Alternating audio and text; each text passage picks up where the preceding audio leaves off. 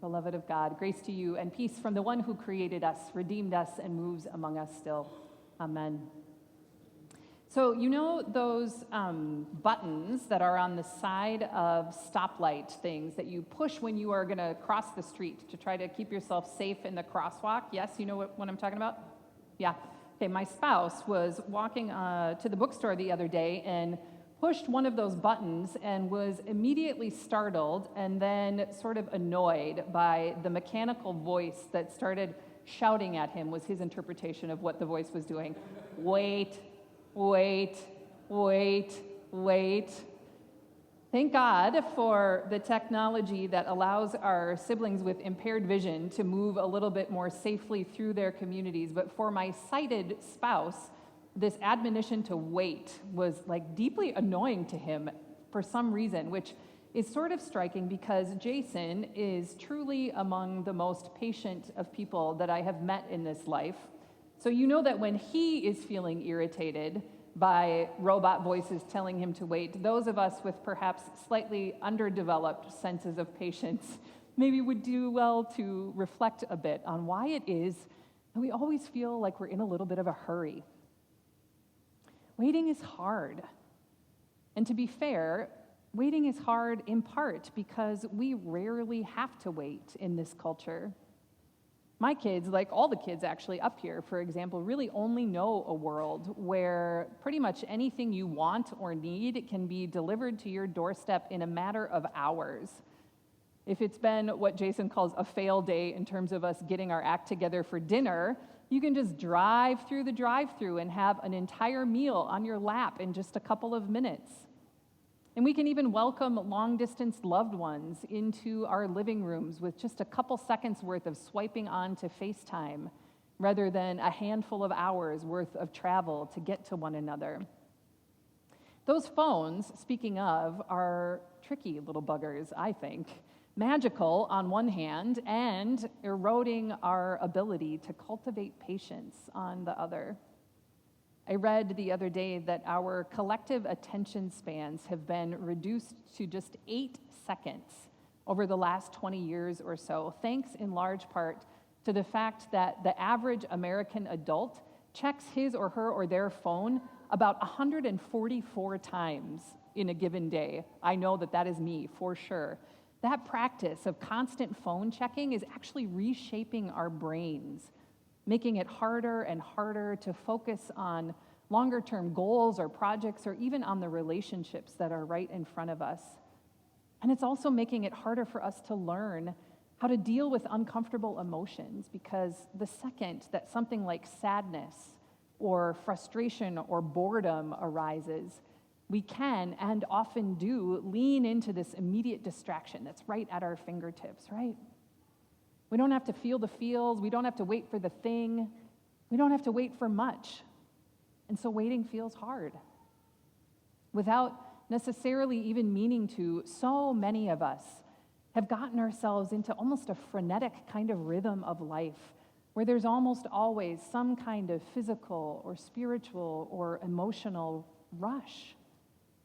The Bible describes patience as a fruit of the Spirit, and as one whose proverbial patience fruit is maybe a little on the underripe side.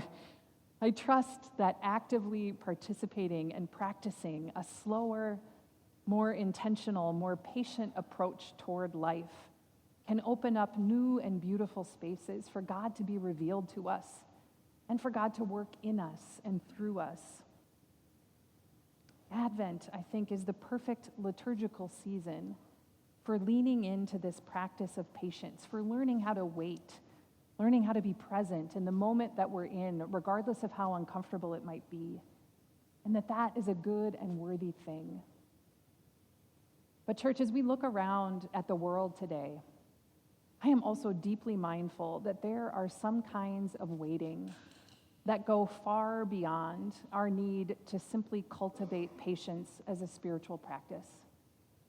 I think about Gaza, for example, and about what it must be like to wait for a ceasefire as the hospitals and schools and homes and streets of your entire community are reduced to rubble.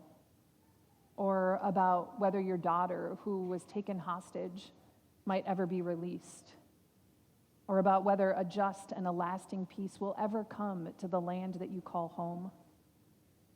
Or I think about some of my new Venezuelan migrant friends who are currently sheltering in Oak Park, and about what it must be like to wait with your family to see if you might survive the walk through the Darien Gap, which is the jungle that separates Panama from Colombia. Or about whether you'll ever see your husband again as he was detained on the Mexico side of the border, or about whether your 7-year-old daughter will ever stop having nightmares about all of the things that she had to see but shouldn't have had to see on the 2,400-mile walk from your home country. That, my friends, is a very, very different kind of waiting. One that goes far beyond the need to simply practice slowing down and being present and cultivating patience. This kind of waiting requires the apocalyptic power of God. It requires the apocalyptic power of God. This liturgical season of Advent, these 4 weeks that invite us into waiting, is a sacred opportunity for sure for us to practice slowing down and learning to wait in the midst of a season and in the midst of a life that feels like it's moving at breakneck speed. But it is also about so much more than just that. In the Christian tradition, Advent is the season of apocalyptic. The scriptures that we read in worship during Advent weave together all of the stories about Christ's coming and about his coming again and about his preaching of the end times. But as my colleague, Pastor Clint Schneckloth, reminds us, Christian apocalyptic is not or should not be popular apocalyptic. Popular apocalyptic entertains us or scares us, or sometimes both, with these stark and despairing depictions of how bad it's going to be at the end. You know about this, right? I mean, you've seen the movies, you've read the books, whether it's economic collapse or totalitarianism or zombies or nuclear winter, most popular apocalyptic stands as a warning that this path we're on is inevitably going to result in collapse and destruction and the disintegration of everything. But Christian apocalyptic, friends, is not this. Christian apocalyptic is not this. Although Christian apocalyptic does indeed offer stark warnings against harming the marginalized and the poor and the immigrant, it does that within the context of God's promise. In other words, Christian apocalyptic doesn't warn of what's coming because we've already done so many terrible and evil things and we need to be blotted out somehow. Apocalyptic like that is reduced to visions of a ruined world that causes nothing more than fear and anxiety, is not the gospel of Jesus. Instead, the apocalyptic of the Bible, like we read today in Mark's gospel, about the sun being darkened and the moon not giving its light, and about the stars falling from the heavens as the Son of Man descends in power and glory, this kind of apocalyptic, friends, lives in anticipation of a promise that the future is in God, and indeed, that God is already doing a new thing among us. The word apocalyptic literally means to uncover or to reveal. And for us, people of faith, it is a revealing of who God is. Apocalyptic shows us God's promise as it gives life, as it makes for growth, as it lifts up the lowly, as it provides a feast. Apocalyptic points us to the unwavering truth that God is on the move and will stop at absolutely nothing until everything wrong has been set right. Today we light the candle of hope as we hear Mark's apocalyptic imploring us to keep awake to the revealing of who God is, awake to the signs of hope unfolding before us like budding leaves on a dormant fig tree, awake to the advent or to the coming of our Christ, who came once into our weary world as a tiny, vulnerable baby, as one who simultaneously held the identities of Palestinian and Jew, as one who became a refugee himself before he was 2 years old, fleeing into Egypt with his parents. So if someone ever asks you if you believe in the second coming of Christ, it should not be that hard to say yes, beyond a shadow of a doubt. He has come again and again and again.